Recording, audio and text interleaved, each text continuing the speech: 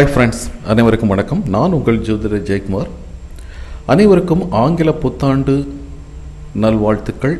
2024 இந்த வருடத்தில் அனைத்து மக்களும் அவங்க விரும்பிய நிகழ்வுகள் நடந்து ஆரோக்கியம் பெருகி பொருளாதார குறைவின்றி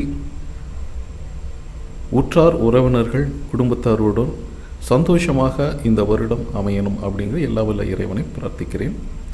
நம்ம இந்த ஆங்கில புத்தாண்டு பலன்கள் 2024 இதை பற்றி நம்ம ஏற்கனவே பதிவிட்டுருக்குறோம் நம்ம சேனலில். அது லிங்க்கு கொடுக்குறேன் பாருங்கள். நம்மளுடைய சேனலை இது வரைக்கும் சப்ஸ்கிரைப் பண்ணாத அன்பர்கள் சப்ஸ்கிரைப் பண்ணுங்கள், நமக்கு ஆதரவு கொடுங்க, ஆரோக்கியமான கமெண்ட் லைக் பண்ணுங்கள். நன்றி. இப்பொழுது ஜனவரி மாதம் 2024 தனுசு ராசிக்காரர்களுக்கு எப்படிப்பட்ட பலன்கள் கிடைக்கும் அப்படிங்கிறதெல்லாம் இந்த பதிவில் பார்க்க போகிறோம். காலபுருஷ அமைப்பிற்கு தனுசு ராசி 9ஆம் இடம். இந்த தனுசு ராசிக்காரர்களுக்கு இந்த மாதம் ரொம்ப ரொம்ப சிறப்பாக சூப்பராக ஒரு முன்னேற்றமாக இருக்கும் அப்படிங்கிறதுல எந்த வித மாற்று கருத்தும் இல்லைங்க. ஆரம்பத்தில் இந்த ஸ்டார்டிங்கில் பார்த்தீங்கன்னா உங்கள் ராசிக்கு அதிபதி அப்படின்னு சொல்லக்கூடிய குரு பகவான் உங்களுடைய 5ஆம் வீட்டிலிருந்து தன்னுடைய பார்வைகளை 9ஆம் வீடு 11ஆம் வீடு ரொம்ப சாதகமான வீட்டின் மேல் பார்வைகளை செலுத்துறாருங்க உங்களுடைய ராசிநாதன். இதனால் உங்கள் மனதிலையும் சரி உள்ளத்திலையும் உடல்லையும் ஆரோக்கியத்திலும் நல்ல மேம்பாடு கிடைக்கும். பல துறைகளில் சாதிக்கணும் அப்படிங்கிற ஒரு வல்லமையும் சாதகமான பலன்களையும் இதற்கு முன்பாக நீங்கள் எடுத்துக்கொண்ட காரியங்களுக்கு நல்ல ஒரு வெற்றிகளையும் கிடைக்கக்கூடிய சாதகமான பலன்கள் தான் இந்த ஜனவரி மாதம் 2024 தனுசு ராசிக்காரர்களுக்கு இருக்குங்க. ரொம்ப மகிழ்ச்சியாகவும் சாட்டிஸ்ஃபேக்ஷனாகவும் இருக்கக்கூடிய ஒரு நல்ல மாதம். ராகு கேது அப்படிங்கிறவர் உங்களுடைய 4வது மற்றும் 10வது வீட்டில், அதாவது 10வது வீட்டில் கேது பகவான், 4ஆம் வீட்டில் சுகஸ்தானத்தில் ராகு பகவான்.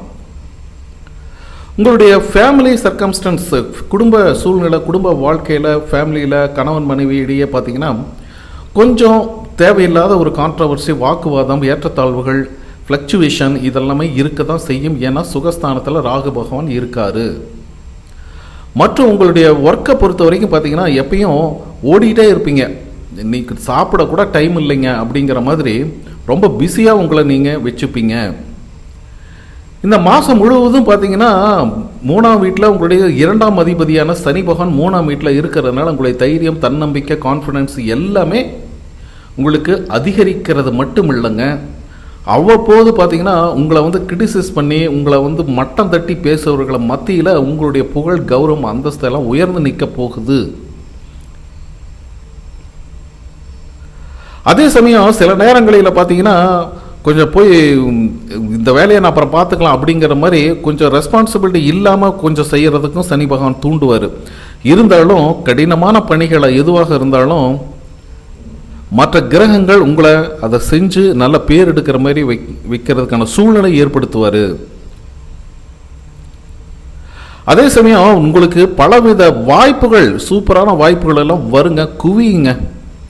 ஆனால் அதை நீங்கள் எதை தேர்ந்தெடுக்கிறது அப்படிங்கிறது மாதிரி சில டைமில் பார்த்தீங்கன்னா அந்த வாய்ப்புகளை தவற விடுற மாதிரி ஒரு அமைப்புகள் இருக்கிறது. ஸோ அதை நீங்கள் தவிர்க்க வேண்டும். இந்த சோம்பேறித்தனம், அதேமாரி ஒரு இன்னைக்கு பார்த்துக்கலாம் அப்படி சோர்வு, மந்த நிலை. ஏன்னா மந்த நிலை, மந்த கிரகம் அப்படி தான் பண்ணும். தைரியம் வீரிய ஸ்தானத்தில் இருக்கிறது இல்லையா 3ஆம் இடம். அதனால் கொஞ்சம் அதெல்லாம் காலையில் எழுந்திரிச்சோன்னா சுறுசுறுப்பாக ஆக்டிவாக சூரிய நமஸ்காரம் பண்ணிவிட்டு அடுத்தடுத்து உங்களுடைய வேலைகளை இனிமையாக கனிவாக நீங்கள் பார்க்கும் பொழுது சனி பகவான் உங்களை மேலும் மேலும் உயர்த்துவார். சோம்பேறி, அதாவது சோர்வுக்கு இடம் கொடுக்காம நீங்கள் செய்யும் காரியங்களில் நல்ல ஒரு நன்மைகள் இல்லைன்னா கொஞ்சம் சிக்கலில் இருக்கிற மாதிரி தாங்க இருக்குது. ஃபர்ஸ்ட்டில் பார்த்தீங்கன்னா சூரியன் செவ்வாய் உங்களுடைய ராசியிலே இருக்கிறதுனால சூரியன் உங்கள் இடத்துல இருந்தால் எப்படி இருக்கும்? கொஞ்சம் கோபம், செவ்வாய் அதை விட கொஞ்சம் டென்ஷன், ஆக்ரோஷம், இந்த மாதிரிலாம் யார் முன்னாடி நின்னாலும் பார்க்க மாட்டேங்க, கராமரான்னு கத்துறது, ஒரு ஆக்ரோஷமான குணம். ஆஃபீஸில் வேலை செய்ய உங்களுடைய கீழ் வேலை செய்கிறவர்களுக்கு நம்ம அதிகமான ஒரு கத்தி உங்களுக்கு டென்ஷனை காமிச்சு ஒரு வேலை வாங்குற இந்த அமைப்புகள்லாம் கொஞ்சம் குணத்தை தவிர்க்கணுங்க. இல்லைன்னா இந்த நாள் உங்களுக்கு பல வகையில் பார்த்தீங்கன்னா உனக்கு பிரச்சனை தான் வரும். அதனால் உங்களுக்கு எந்த வித நன்மைகளும் கிடையாது. கோபத்தை தவிர்க்கணும். உங்களுடைய 6ஆம் வீட்டு அதிபதியாக சுக்கிரன் 12ஆம் வீட்டில் புதனோட சேர்ந்து மாத தொடக்கத்தில் இருக்காருங்க. புதன் பகவான் கேது பகவான் 10ஆம் வீட்டில், அதாவது புதனுக்கு வீடு கொடுத்த கேது 10ஆம் வீட்டில், புதனுடைய வீட்டில் இருக்காரு. ஸோ கிரகங்கள் நல்ல நிலையில் ஏற்ற இறக்கங்களை கொஞ்சம் காட்டுதுங்க. எதுவாக இருந்தாலும் நீங்கள் வேலையில் பிஸியாக இருப்பீங்க. உங்கள் வேலையில் முழுமையாக கவனம் பிஸியாக இருக்கிற மாதிரி தான் இருக்கும். ஆனால் பலவித தொந்தரவுகள் வீட்டிலேயும் சரி வெளியிலேயும் சரி கொஞ்சம் ஒரு அமைதியான ஒரு போக்கு இல்லாமல் உங்களுடைய கோபத்தாபத்தினால தேவையில்லாத சில விஷயங்கள் எல்லாம் நீங்களே எழுது போட்டுப்பீங்க. இதனால் கூட பிஸியாக இருக்கிற மாதிரி இருந்தாலும் ஒரு கான்சன்ட்ரேட்டாக ஒரு கவனமாக ஒரு வேலையில் செலுத்த முடியாது. நீங்கள் கொஞ்சம் கொஞ்சமாக கவனத்தை வச்சுக்கணுங்க. நம்ம எதுக்கு பண்ணுறோம், ஏன் போகிறோம் அப்படிங்கிற மாதிரி தேவையில்லாமல் அன்வான்ட் ஆர்குமெண்ட்ஸ் கணவன் மனைவிக்குள்ளே வர்றதுக்கு வாய்ப்பு. எதுக்காக பேசுகிறோம் அப்படின்னு யோசித்து பண்ணுறது நல்லது. 7ஆம் வீட்டுக்கு அதிபதியான 6 மற்றும்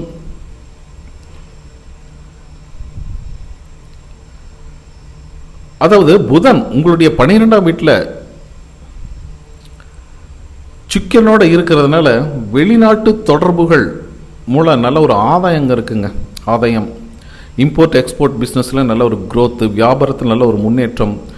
குரு பகவான் உங்கள் 5ஆம் வீட்டில் இருந்து உங்களுடைய 9ஆம் வீட்டையும் பார்க்குறாரு மற்றும் உங்களுடைய 11ஆம் வீட்டையும் பார்க்குறாரு. சரிங்களா? 5ஆம் வீடு கல்வி. ஸோ மாணவர்களை பொறுத்த வரைக்கும் கல்வியில் நல்லா முன்னேற்றங்கள் தாங்க இருக்க போகுது. சரிங்களா? அதே சமயம் பல விஷயங்களில் கற்றுக்கொள்ளணும், நுனிப்பில் மேயறதுன்னு சொல்லுவாங்க இல்லைங்களா? அந்த மாதிரி பல விஷயம் நமக்கு தெரியாத விஷயமே இருக்கக்கூடாது அப்படிங்கிற மாதிரி இந்த மாதம் முழுவதும் பார்த்திங்கன்னா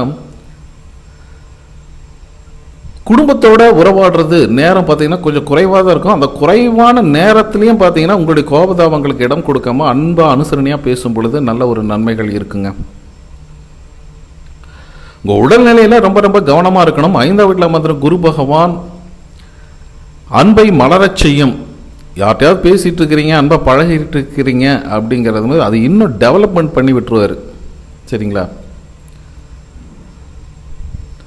கிரகங்களின், அதாவது சனி பகவான் ஆட்சியாக இருக்கிறாரு, ராகு கேது, இதனுடைய இம்பேக்ட் என்னன்னு பண்ணு பார்த்தீங்கன்னா ஒரு டென்ஷன், அலைச்சல் திருச்சல் கொஞ்சம் இருக்குங்க. இருந்தாலும் அதுக்குண்டான ஆதாயங்கள் அப்படிங்கிறது நல்லாவே இருக்கும்.